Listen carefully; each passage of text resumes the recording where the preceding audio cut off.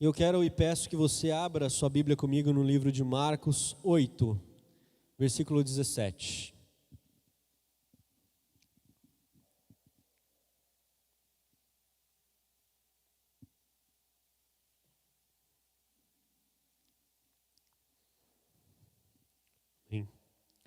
Henrique, dá um pouquinho de retorno para mim.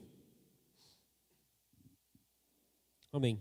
Segura aí tua Bíblia, não precisa, segura ela aí, pode fechar ela, mas deixa marcado que já que a gente vai ler. Nós vamos orar então para falar da mensagem de Deus, da palavra dele. Santo Deus, Pai Todo-Poderoso, nesse momento, ó Deus, iremos falar da tua mensagem, ó Pai, trazer a tua palavra. Eu desfaço de tudo aquilo que eu penso, Senhor Jesus, daquilo que eu sou, para que o Senhor venha usar, Senhor, a minha boca, ó Pai, e que venha falar conosco, ó Deus. Porque queremos mais de Ti, sabemos que o Senhor está em nosso meio, e sabemos, ó Deus, e cremos, ó Pai, que tenhamos, Senhor, e temos que crescer em Ti. E em nome de Jesus, que aquilo que vemos a falar hoje, ó Pai, toque os nossos corações, nos traga, Senhor Jesus, para um novo lugar, um novo nível, Senhor, para contigo. Em nome de Jesus, assim nós oramos, já te agradecemos. Amém. Amém? Amém ou não? Glória a Deus. Meu irmão, chegamos em 2022. Sabe quando eu era pequeno, eu não sei você, mas eu ficava contando meio que os dias para saber quando eu ia ter 18 anos, quando eu ia ter 20, quando eu ia ter 30, quando eu ia ter 50. Mas quando isso acontece, né, o tempo vai passando e aquilo acontece, parece que voa. Foi muito rápido. E como chegou para você 2022? Como está sendo para você o mês de janeiro? Não sei se você está tendo a mesma impressão que eu, mas ele está durando bastante, né? Parece que a gente está no dia 136 de janeiro. Já passou dia 30 faz muito tempo. É lógico, com todas essas complicações, com tudo que está acontecendo, a gente está vendo no mundo. E a gente tem grandes decisões para tomar esse ano. Dentro da nossa nação, nós temos grandes decisões para tomar. Dentro de nossa cidade, dentro da nossa comunidade, dentro da nossa igreja, em nossa casa, nós temos grandes decisões para tomar esse ano. Você crê nisso? Acredita nisso? Sim ou não? Temos grandes decisões. O que estamos ou em que estaremos baseando as nossas decisões? Existem vários tipos de coisas e decisões que a gente vai ter que tomar, e cada uma delas se baseia em alguma coisa. Mas quando nós trazemos dentro da palavra de Deus, tem uma coisa que nós cremos, como cristãos, como base sólida daquilo que nós venhamos e tenhamos aprendido durante toda a nossa vida, principalmente durante a nossa caminhada com Cristo, é que o Evangelho de Jesus é algo que transforma vidas, não é? Sim ou não? É algo que pode transformar um bairro, pode ou não? Pode transformar uma cidade? Pode transformar um país? Pode transformar um continente, toda uma nação? É isso que nós somos ensinados, não é? Sim? Sim. Porém, não sei vocês, mas mesmo com esse tipo de afirmação, parece que essa afirmação, ela está um pouco distante da nossa realidade. Não sei se você tem essa impressão, mas parece de fato que a afirmação que o Evangelho pode mudar vidas, que o Evangelho pode mudar uma cidade, que o Evangelho pode mudar um estado, que o Evangelho pode mudar uma nação, está distante da realidade. Você crê nisso? Parece uma pergunta que é uma pegadinha, né? Se responde sim, ferrou. Se eu respondo que não, ferrou também. Mas não é. Em Marcos, que nem você abriu comigo aí, ó. Marcos 8, de 17. Vamos abrir. Marcos 8, 17 ao 18 diz o seguinte: percebendo a discussão, Jesus lhes perguntou: por que vocês estão discutindo sobre não terem pão? Ainda não compreendem nem percebem? Seus corações estão endurecidos? E essa é a parte principal. Vocês têm olhos, mas não veem. Vocês têm ouvidos, mas não ouvem. Não se lembram? O que eu quero dizer com isso? O que isso tem a ver com isso? Tem uma moça que chama Landa Cope. E ela, dentro de um livro que a gente estamos estudando, ela traz uma coisa que mexeu muito com o meu coração, algo com que nós usamos também dentro da escola de líderes. E ela disse o seguinte, que ela estava zapeando os canais de TV, ela é americana, e nesse zapeando o canal de TV, ela parou num canal de TV britânico, em que diz o seguinte: qual é o real impacto que o cristianismo tem dentro das cidades que tem maior número de cristãos? O que quer dizer com esse impacto?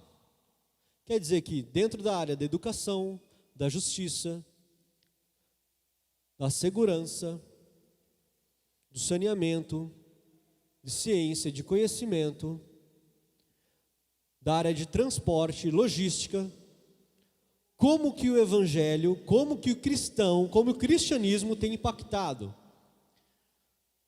E quando nós trazemos para dentro da Bíblia, e é essa a questão, que nós pensamos no evangelho, o que nós pensamos? Que o evangelho, se ele pode transformar uma nação, teoricamente, quanto mais cristãos nós temos naquele lugar, melhor são as condições de vida. Melhor são as condições humanas de se viver, e melhor é a condição de que tudo o que acontece é melhor. Não seria essa a verdade que nós vemos? Sim ou não? Sim.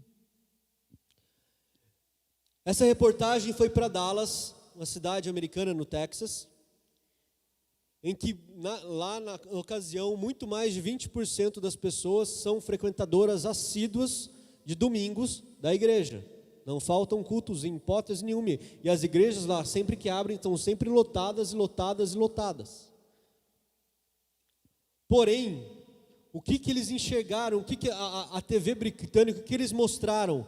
Em que Dallas, a média de morte, a média de taxa de crime, de incidência de injustiça, de incidência de falta de falta de saúde, de falta de hospitais, de falha de conduta humana, eram a maior dos Estados Unidos. E nisso ela conta que aquilo lá deixa ela sem entender. Como eu fiquei sem entender também, lendo isso. Cadê o impacto então de Cristo? Cadê o impacto? Onde está a vida com Cristo nessa situação? Em que todo o sistema está tudo falido ali dentro. Está tudo falido dentro de uma cidade que deveria ser a melhor posição da terra, do local que eles estão. E aí, como cristãos, eles vão atrás de líderes cristãos, de pastores. E perguntam e mostram isso para os pastores e dizem assim, por que isso está acontecendo aqui na cidade? Por quê? Você sabe qual foi uma resposta da grande maioria, se não unânime, era? Isso não é problema meu, a minha área é a espiritual. Isso não é problema meu, é uma questão espiritual. Eu só trabalho com coisas espirituais.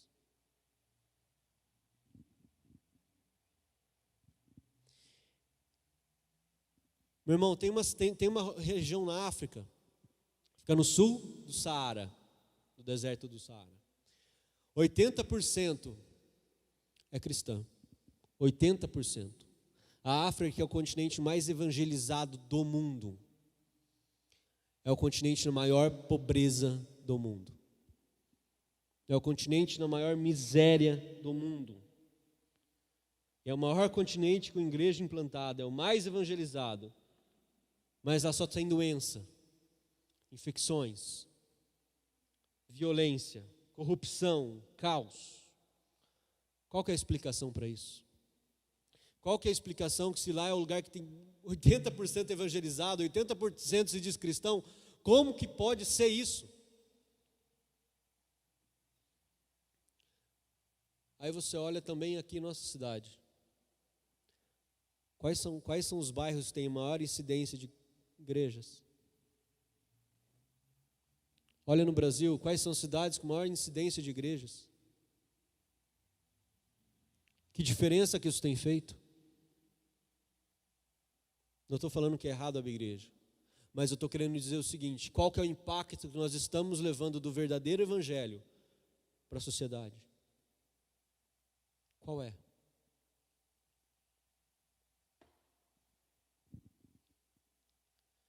E o que nós enxergamos? Um aumento exponencial de igrejas, um aumento de corrupção, um aumento de caos, um aumento de injustiça.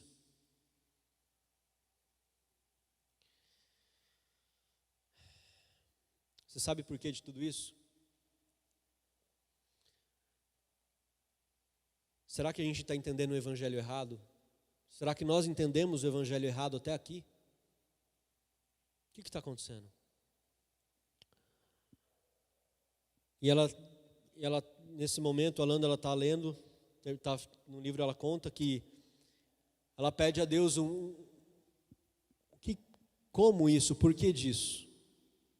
E aí a resposta está o seguinte, que Deus fala com ela: a devastação que você está vendo é o produto do abandono da verdade bíblica completa.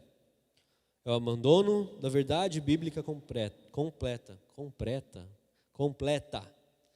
Pregaram apenas a salvação, como se fosse a minha única mensagem. Pregamos a salvação como se fosse o fim. Pregamos a salvação como se fosse só isso que nós viemos aqui. E a culpa é de quem? Nós vemos de uma igreja que traz um pensamento dividido. Um pensamento em que no começo, desde todo o seu nascimento, trazia duas questões básicas. Uma questão que ela é mais que a gente chama de liberal, e não tem nada a ver com liberal ou progressista de política, tá? Estou falando de uma questão liberal, em que eles cuidavam dos doentes, cuidavam das viúvas, cuidavam dos órfãos, cuidavam de toda a comunidade em todo tipo de assunto. E tínhamos uma outra linha da igreja, que dizia não, nós colocamos a salvação e a vida eterna como nossa principal mensagem. Isso trouxe uma separação e uma divisão naquilo que nós como igreja e aquilo que Jesus deixou para nós, como aquilo que seria o correto da forma do que o evangelho devia ser manifestado. Nós não estamos falando mais só de salvação, aqui eu estou falando de reino. Reino. O que esse pensamento, essa divisão trouxe para dentro da nossa igreja e para dentro da nossa mente? Qual foi o efeito disso? Em que há uma divisão daquilo que é espiritual e daquilo que é material. Que há uma divisão, o que é salvação, que o objetivo é só salvação, e que o outro era o objetivo só social, sociedade. Daquilo que é eterno, daquilo que é temporário. Daquilo que é celestial, daquilo que é terreno. Daquilo que é evangélico, daquilo que é liberal. Quero dizer que pessoas que acreditam na responsabilidade geral da igreja. Daquilo que é sagrado e daquilo que é secular. Poxa, se você pensar em Mateus 6,10, que diz o seguinte: venha o teu reino, seja feita a tua vontade, assim na terra, faça na terra como é nos céus. É isso, não é que está escrito em Mateus 6,10. Mas entendemos e houve uma inserção dentro da igreja, eu falo dentro da igreja brasileira e dentro da igreja mundial, em que dizia o seguinte: venha a tua salvação assim na terra como nos céus. Mas não é isso que está na palavra. É venha o quê? O teu reino. Venha o teu reino. Venha o teu reino. Quer dizer que a salvação não é importante? Quer dizer que a salvação, ela é extremamente importante, mas ela é o início. Ela é o início daquilo que Deus tem para fazer na tua vida. Nós não somos chamados, não fomos salvos para ficar sentado em banco.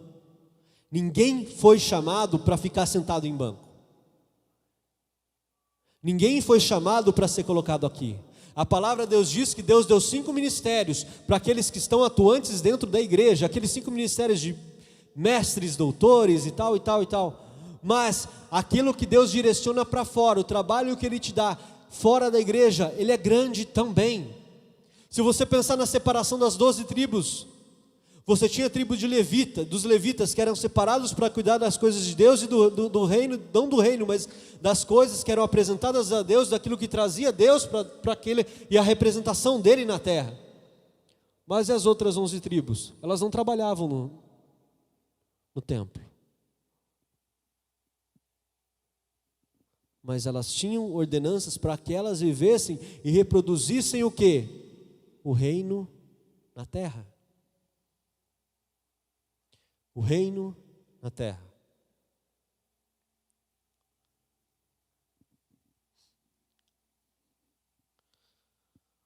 O que deixa a nossa mente assim, cheia de preceitos que não nos leva ao reino, entender o que é o reino, foi uma separação entre a igreja e o mundo. Você sempre ouviu isso. Você é igreja e você é diferente da onde? Da onde? Do mundo. Isso você fez uma segregação, uma divisão daquilo que é sagrado e daquilo que é secular. Para nós aqui, nós ouvimos o quê? Nós temos 2 tipos de música. Música gospel e música secular. Não é isso que nós temos? Eu não sabia que existia também carro gospel e carro secular. Você sabia disso? Existe contador que é gospel e contador que é secular. Existe músico gospel e músico secular. Não sabia disso. Existe médico que é gospel, que só vai cuidar de crente. E médico secular, que só vai cuidar dos outros. Existe isso? Não existe. E por que a gente faz isso? Por que a gente traz esse conceito? Por que dessa separação? Entenda o seguinte, que isso fez com que a igreja perdesse a relevância e não ocupasse as áreas que deviam ser dela. Fez com que a igreja perdesse o teu significado, a tua relevância, aquilo que era para nós estarmos fazendo. Fez com que cristãos se enclausurassem e julgassem sobre as coisas, ao invés de impactar elas, levar até na música, entre homem e mulher, de forma moral, aquilo que devia ser propagado, aquilo que Deus colocou. A música é o melhor lugar para a gente demonstrar isso. É o melhor lugar para demonstrar isso. Será que é ruim um sertanejo falando sobre o amor entre homem e mulher? É errado isso? É errado ou não? Uma música que fala sobre amor entre um homem e uma mulher, é errado? Não é errado. É errado a forma que nós colocamos isso. É errado, sabe o quê? Quando nós paramos, e nós como cristãos, não temos compositores que entendem isso e fazem músicas entre homem e mulher, trazendo as morais e preceitos cristãos. E assim deixamos para que outras pessoas que não têm os mesmos morais, mesmos princípios cristãos, que fazem e mudam a geração, que fazem e mudam a mentalidade de jovens cristãos, de pessoas que estão começando a vida, de adolescentes, e deixamos ela ouvir o que está ouvindo agora. O que é o que falam ela? Falam só sobre drogas, sobre sexo e bebida. Não há outro tema. Você sabe de quem que é a responsabilidade disso está acontecendo? É nossa. Foi quando nós deixamos de estar em lugares que deveríamos estar. Foi quando paramos de assumir aquilo que seria nosso por direito e falamos: isso é secular, isso não é de Deus.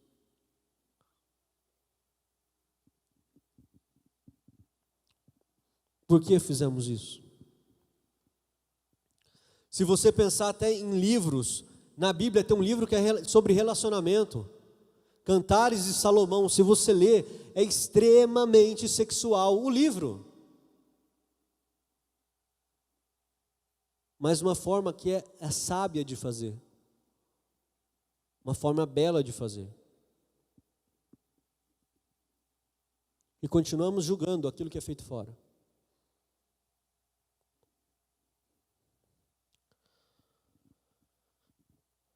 Isso tudo fez com que fosse entregue as coisas para o mundo, e eles devolvem, e as coisas como princípios todos nós são distorcidos. Entenda o seguinte: mas o evangelho do reino entende que não há diferença entre secular e sagrado, tudo é de Deus. Nele não houve divisão do que seria dele e do mundo, ele não divide a glória dele com ninguém. A criação do mundo é de quem? É dele. Mas aquilo que nos foi dado, nós entregamos por meio da separação da luz com as trevas, sendo que, na verdade, nós temos que levar a luz e não a manter presa em local nosso somente, dentro de 4 paredes da igreja. Você e eu fomos chamados para ser o quê? Não é sal da terra e luz do mundo? Não é? Do que adianta nós temos todos aqui luz num lugar que está todo iluminado? Não há sentido nisso.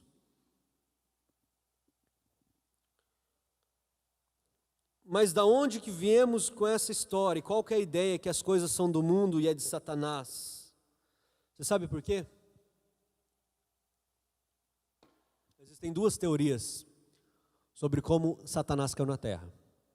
Uma que chama a teoria da brecha ou do intervalo, que diz que Satanás foi, quando ele se apresentou a Deus, Deus arremessou ele, que isso significa a palavra diabo, que vem diabolus, do latim, que é aquele que foi arremessado, tá? Esse é o termo da onde que vem o diabo.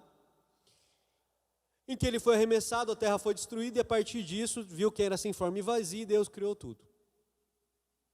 A outra, que é da onde que a gente traz a maior explicação disso, é que Satanás, quando ele veio com Adão e Eva, e ele faz com que Adão peque, e a partir dali, todos nós, a introdução do pecado no mundo, ou seja, se o diabo tivesse caído antes, no mundo, a introdução do pecado não seria com Adão, seria quando houve a queda.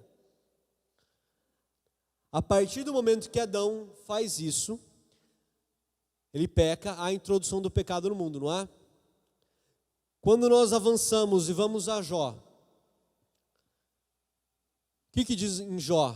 Que Deus chamou, em termos mais simples, chamou para uma reunião, e lá estava quem? Satanás se apresentou diante de quem? De Deus. Não foi isso que fala? Não é? Sim ou não? Você sabe por que ele se apresentou diante de Deus? Deus não chamou Satanás. Porque quando Adão peca, passa para Satanás como se fosse a chave da humanidade. Por isso que, se você for mais para frente, em que Jesus vai para o deserto e ele é tentado por quem? Por Satanás. Satanás fala assim: olha o mundo todo, tudo que se você quiser o mundo todo eu te dou. E na palavra diz que Satanás era o que? Ele era o príncipe desse mundo. Satanás era o príncipe desse mundo. Como que ele conseguiu chegar diante de Deus? Porque entenda uma coisa sobre judicialmente, ou jurisprudência, digamos assim, quando Adão peca, ele passa a chave, Adão era para se apresentar diante de Deus, não Satanás. Mas quando ele peca, ele dá a chave, que do mundo seria para nós, para Satanás. Satanás se apresenta diante de Deus. E aí Deus fala para Satanás: está vendo meu servo Jó? E aí o que acontece? Quando acontece isso, e por isso que nós temos essa separação, parece que é sempre usado esse termo para pregar essa separação de mundo e nós. É que Satanás, como príncipe do mundo, fala para Jesus: se você me adorar, eu te dou tudo isso daqui. Mas quando Jesus morre na cruz, ele vai, ele desce, ele vence a morte, ele desce, ele toma o quê? A chave da humanidade de volta das mãos de Satanás. Por isso que há também a teoria de que a partir desse momento, o diabo ele é arremessado dos céus, e aí se vê como um raio. E aí está a separação. Mas a partir do momento que Jesus toma de volta a chave, o véu, que acontece com ele? Ele se rasga. A separação acabou. A separação da humanidade para com Deus acaba de ser extinguida.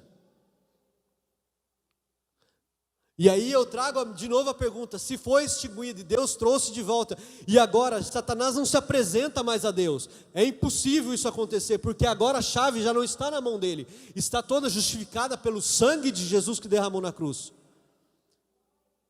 Por que tem o secular? Por que nós não estamos dominando lá fora? Por que nós não somos representantes de fato do reino de Deus aqui? Se é o que a palavra dele fala, se é isso que ele nos deixa.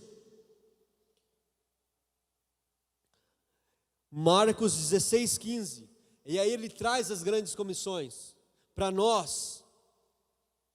Que diz: e disse-lhes: vão pelo mundo todo e preguem o evangelho a todas as pessoas, ou a toda criatura. Na verdade, a toda criatura. Porque aí você pode entender que o evangelho ele é capaz, aí sim ele é capaz de transformar nações. Ele é capaz de transformar vidas. Ele é capaz de transformar cidades, comunidades. Mas nós, como representantes dele, aí que fala que nós somos implementadores, somos embaixadores do reino, nós temos que assumir locais em que o reino de Deus deve ser implementado. Aonde que ele nos chamou para servir? Meu irmão, às vezes você não foi chamado para servir na igreja. Às vezes você foi chamado para servir na escola que você estuda. Às vezes você foi chamado para servir na faculdade. Às vezes você foi chamado para servir no trabalho que você está. A todo local de onde estamos implementados, estamos colocados, tenha certeza que você não está lá por acaso. Mas há sim um ministério, um trabalho para que o reino dele seja implementado através da tua vida. Para que sim, aí possamos falar, aquela cidade ela é totalmente cristã? É cristã, por quê? Porque não há injustiça. Porque há saúde, porque há educação. Porque são os melhores índices do país. E por quê? Qual que é o motivo? Porque é cristão. Aí sim.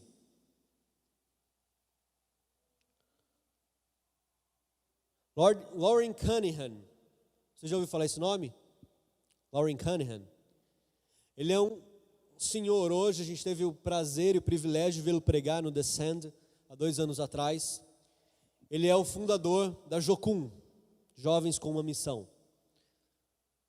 E ele conta a história em que ele orava para o Senhor como ele ia fazer, como poderia ser, de evangelizar as nações, de trazer o evangelho às nações, de discipular as nações.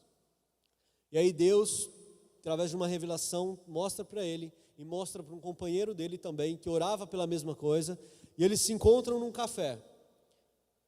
E quando eles começam a compartilhar, mostra exatamente quais são as áreas de influência em que nós, cristãos, temos que estar na sociedade envolvidos, para que haja uma transformação.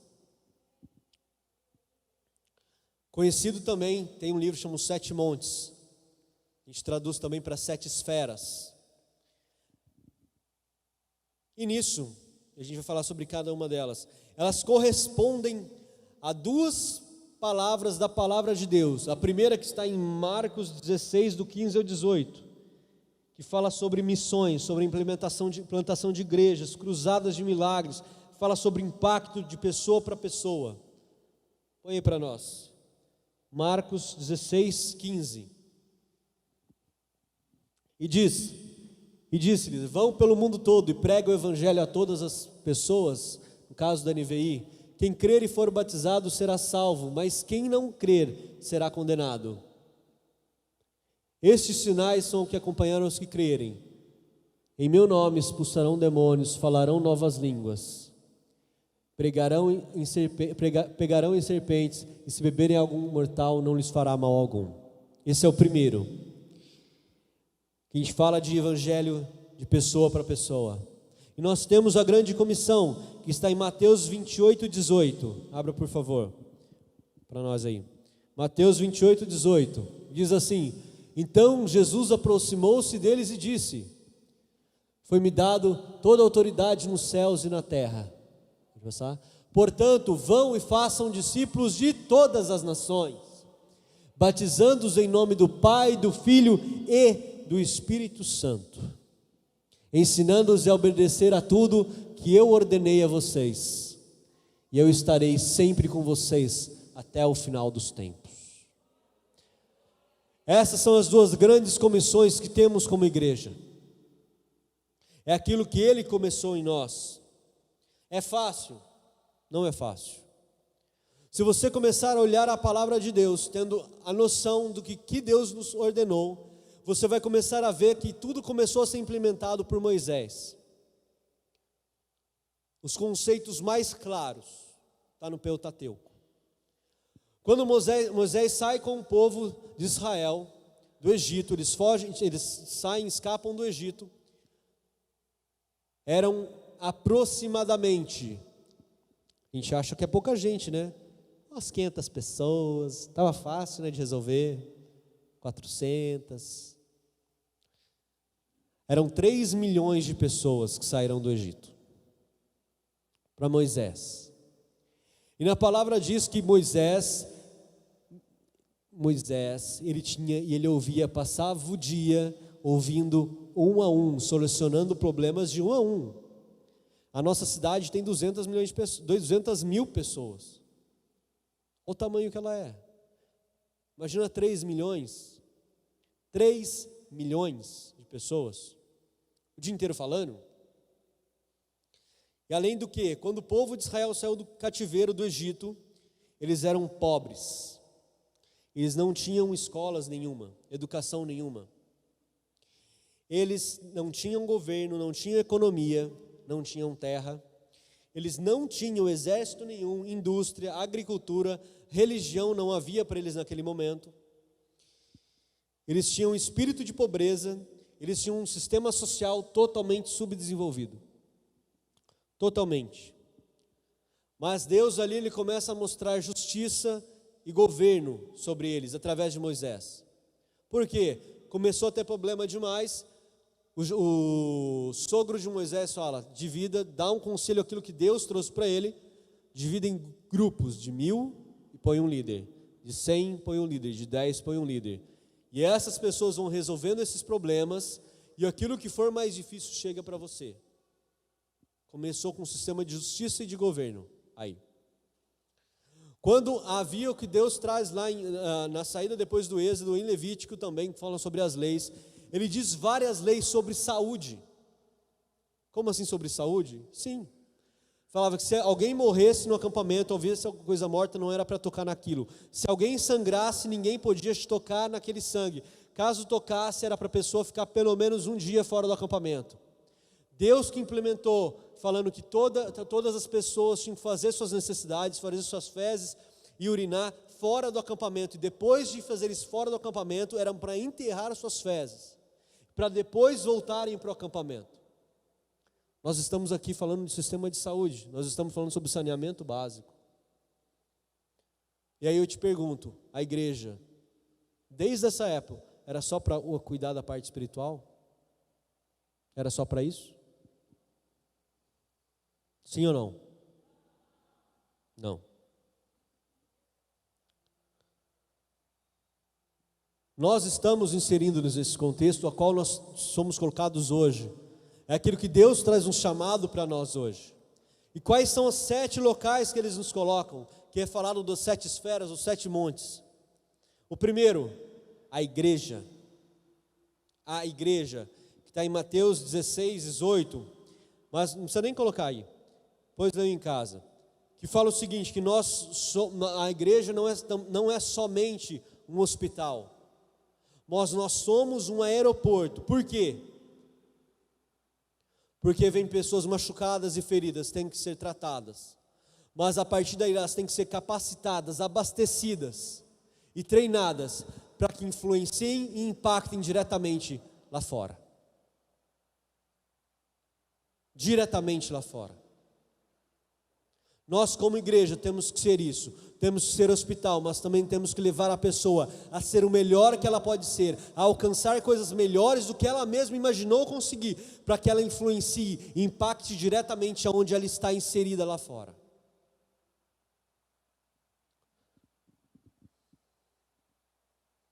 Segundo, a família. Como assim a família? Miles Monroe, não sei se você já ouviu falar dele, ele foi um pregador extremamente usado por Deus, principalmente na área econômica. Ele era incrível. E ele dizia o seguinte, ele faleceu faz algum tempo: a base de uma sociedade saudável são famílias saudáveis. O que quer dizer uma família saudável? Uma família que tem plano de saúde? Não. Quer dizer uma família que não tem problema financeiro nenhum, uma família próspera, rica? Não, não é isso que quer dizer uma família saudável. Uma família saudável quer dizer que são pessoas que possuem uma estrutura, que têm uma moral, que têm a Cristo como seu foco e trazem práticas que levem a uma melhor condição de desenvolvimento do ser humano. Isso envolve Deus estar inserido ali dentro. Isso envolve conceitos que a pessoa vá crescer economicamente sábia. Quer dizer rica não, mas quer dizer que saiba lidar com o dinheiro. É uma pessoa que sabe desenvolver condições e principalmente inteligência para lidar com as dificuldades. É uma pessoa que recebe apoio quando tudo está indo errado. A família está lá, pronta para dar suporte. Famílias saudáveis. Mas infelizmente, o que nós temos encontrado hoje, aonde nós temos que impactar? Cada vez mais, famílias destruídas. Famílias desestruturadas. E nós somos responsáveis pela nossa família, para que ela seja a diferença e mostre para os outros como é uma família de fato, que influencia uma sociedade através de Deus. Terceiro monte. A gente fala sobre governo e política, que está em Daniel 3:29. Abre aí, Daniel 3:29. É interessante a gente ver. Diz o seguinte: por isso eu decreto que todo homem de qualquer povo, nação e língua, que disser alguma coisa contra Deus, e Sadraque, Mesaque e Abidnego, seja despedaçado e sua casa seja transformada em montes de entulho. Pois nenhum outro Deus é capaz de livrar alguém dessa maneira. Parou? Abre também Isaías 9:6. Isaías 9:6. Porque um menino nasceu, um filho nos foi dado. E o quê? E o governo está sobre seus ombros. E o governo está sobre seus ombros. Se você ler Daniel, ele foi colocado como governador. Se você for ler a história de José, ele foi também colocado como governador. Nós temos que entender que muitas vezes a gente não vai chegar a ser o rei, mas somos aqueles que vamos treinar e discipular, que os próximos líderes que virão, nós teremos acesso total à área de política e à área de governo, para que eles sirvam a Deus. Na palavra fala que o quê? Que uma nação que é regida por pessoas justas, pessoas de Deus, é uma nação próspera e feliz. Feliz a nação cujo Deus é o Senhor. Não é isso que fala? como seremos se nós não temos escolhido pessoas, nós não escolhemos pessoas que estejam ligadas com aquilo que nós, como igreja, temos interesse? Como? Infelizmente, na nossa nação, nós não temos muitos exemplos bons. E eu falo para você, se alinhe com aquele que a pauta tem muito mais a ver com a pauta de Cristo, aquilo que Ele tem colocado, do que simplesmente, eu gosto de um, gosto do outro. Eu gosto de um, não gosto do outro. Ele é bonzinho. Não. Nós como igreja temos que nos alinhar àquele que tem a palavra de Deus também como alicerce e como retidão. Independente se ele é um louco, um falastrão, independente se fala pouco, fala muito, independente de quem for. E nós também, como igreja, temos que treinar e capacitar e discipular aqueles que vão assumir a nação no futuro, para que sejamos completamente nação de Deus. Próximo. Educação, ciência e saúde.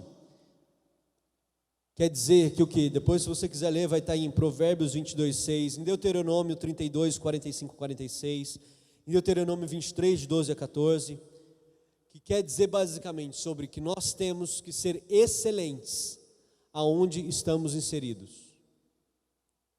Dentro da área de ciência, da área de saúde, na área de educação, são bases da sociedade. São bases de todo o progresso da sociedade. Remédio é bom ou é ruim? Bom ou é ruim? Remédio é bom. Se vai curar, é bom. Não é? Por que não temos cientistas cristãos para fazer isso? Educadores, o certo é o quê? Professores, pessoas que ensinam. É melhor uma pessoa que ensine com base naquilo que está a palavra, do que é certo, o que é errado? Ou é um cara qualquer aí, que fala que abortar é tranquilo, que roubar não é problema? O que é o certo? Quando falamos em economia e negócios, que está em Gênesis 13, do 1 e 2, 1 Timóteo 6 e 9, fala sobre sermos usados, pessoas são empresários, sermos usados com generosidade. Aquela pessoa, não sei se você sabe, José de Arimateia, ele era um cara de muita influência. A palavra fala, e pelo que nos leva a crer, que ele era uma pessoa de posse, de negócios, tá? Em que, através dele, entenda o seguinte, Jesus, quando ele foi sepultado em uma rocha, não foi? Tanto que eles tiveram que remover a pedra da rocha. Você sabe que o túmulo feito de rocha era caríssimo. Era só pessoas de posse, de bens, pessoas que tinham dinheiro, podiam comprar aquilo. Jesus era para ter morrido e ser comido por animais na cruz. Quando passava tempo e não era decomposto o suficiente, os romanos tiravam a pessoa da cruz e jogavam ela, simplesmente jogava no mar ou jogava numa vala qualquer com um monte de outros que tinham morrido, para que os animais terrestres fossem comessem ele. Mas através da influência de José de Arimateia, conseguiu trazer e recuperar o corpo de Jesus e levou para ser sepultado num túmulo de rico. É um inferno na nossa cidade, na nossa população, o pensamento que ser rico é ruim. Ser pobre é a coisa mais legal do mundo. Isso não é bíblico. Na palavra fala que nós temos que ser prósperos em todas as áreas. Para sermos prósperos em todas as áreas, nós não estamos falando somente na área da saúde. Nós não estamos falando somente na área da educação. mas estamos falando em todas as áreas. Sendo todas as áreas, você sim tem a capacidade e o chamado também para ser bem-sucedido.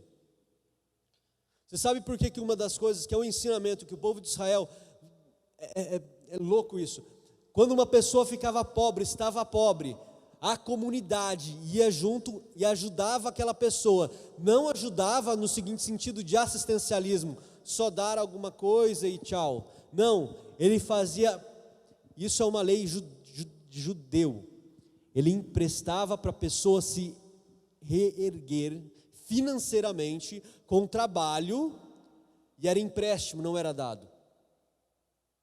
E ao judeu é dado assim, na palavra fala, dá sem hesitar, para dar em benevolência, ser generoso naquilo, para que ele se erga também. Que princípio que é esse? Isso é um princípio econômico, que é trago pela palavra de Deus, e ao qual ninguém fala. E que nós temos a necessidade de estar aqui. A palavra de Deus fala muito sobre empreendedorismo, muito. Sexto, arte e entretenimento. Arte e entretenimento, sim.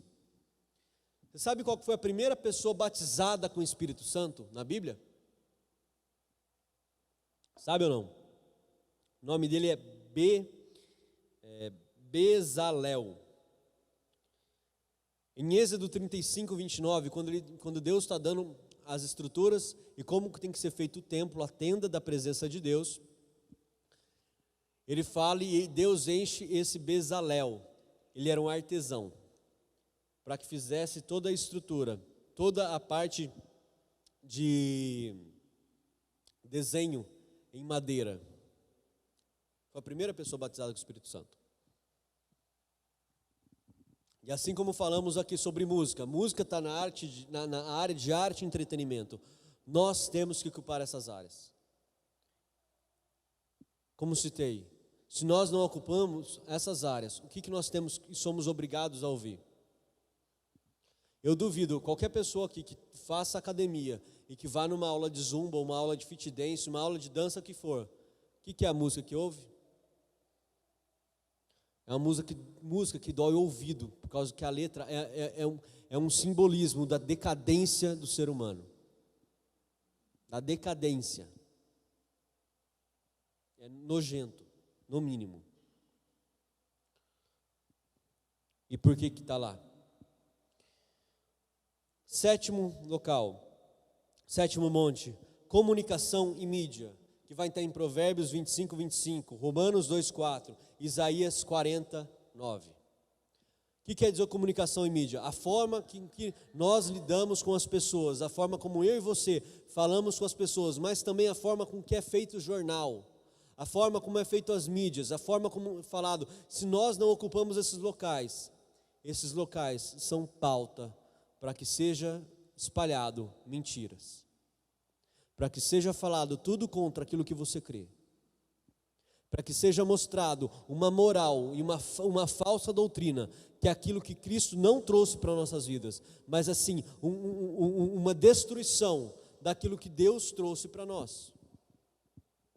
Toda uma ideologia, toda uma cadência de coisas que vão contra a palavra de Deus, nós somos obrigados a ver todos os dias, dia após dia. E o pior de tudo, que às vezes você está olhando aquilo lá e falando assim, verdade, né? Eu acho que eles estão falando ali é verdade.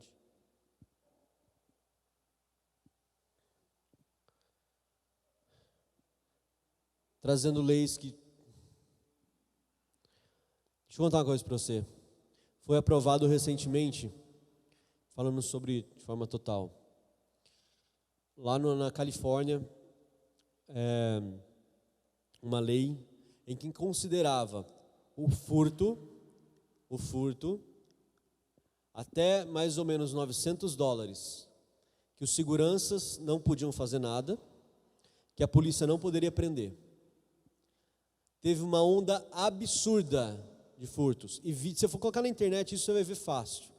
vídeos na internet de pessoas entrando nas lojas, colocando um monte de coisa, pegando, botando nas costas e saindo, na frente de todo mundo. Você sabe o que segurança podia fazer?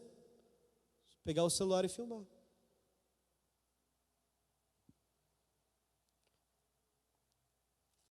Se nós não estamos nos locais que devemos estar como igreja, como pessoas que servem a Deus, é isso que vai acabar tornando o dia nação. É isso que você espera para o Brasil? É isso que você espera para a cidade? É isso que você espera para o seu bairro? Sim ou não? Eu espero também que não. E que estejamos na brecha. Na palavra de 2 Coríntios 5:20 diz assim: portanto, somos embaixadores de Cristo, como se Deus estivesse fazendo o seu apelo por nosso intermédio. Por amor a Cristo, lhes suplicamos, reconciliem-se com Deus. Todos nós temos propósitos a serem cumpridos. Todos nós temos.